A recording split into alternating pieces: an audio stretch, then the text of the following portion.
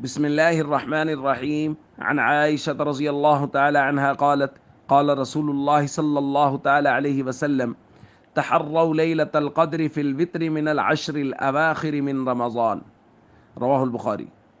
نبی کریم صلی اللہ علیہ وسلم نے ارشاد فرمایا، لیلۃ القدر کو رمضان کے آخری عشرہ کی طاق راتوں میں تلاش کرو۔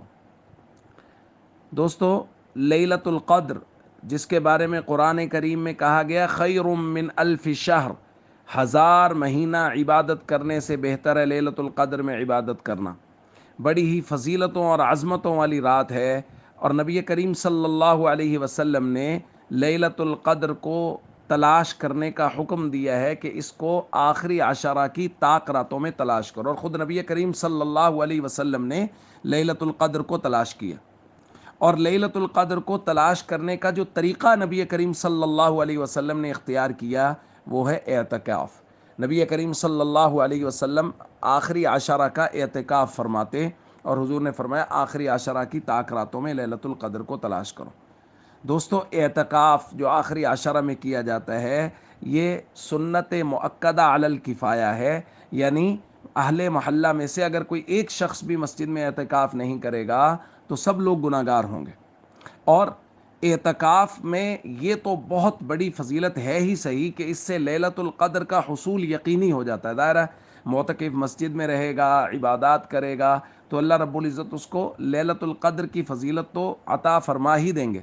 لیکن اس کے ساتھ ساتھ نبی کریم صلی اللہ علیہ وسلم نے معتکف کے بارے میں اور فضائل بیان فرمائے۔ حضور نے معتکف کے بارے میں فرمایا، وَيَعْكِفُ الذُّنُوبَ وَيُجْرَى لَهُ مِنَ الْحَسَنَاتِ كَعَامِلِ الْحَسَنَاتِ كُلِّهَا، کہ معتکف چونکہ مسجد کے پاکیزہ ماحول میں ہوتا ہے اس لیے وہ گناہوں سے محفوظ رہتا ہے، لیکن اس کے لیے نیکیاں جاری کر دی جاتی ہے جیسے کرنے والوں کے لیے نیکیوں کا ثواب۔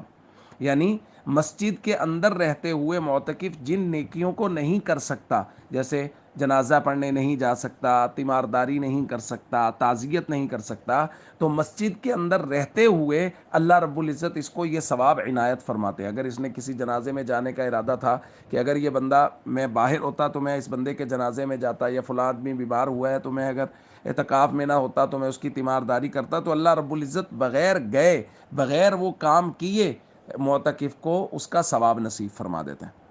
تو اس لیے دوستو ہم سب کو چاہیے آخری عشرہ میں خاص طور پہ طاق راتوں میں پوری محنت اور کوشش کریں، اور ویسے بھی آخری عشرہ اب بالکل تھوڑے دن رہ گئے ہیں، تو ہمیں رمضان المبارک کے ان تھوڑے سے دنوں میں زیادہ محنت اور کوشش کرنی چاہیے، اور زیادہ معمولات کی پابندی کے ساتھ باقی رمضان گزارنا چاہیے۔ السلام علیکم ورحمۃ اللہ وبرکاتہ۔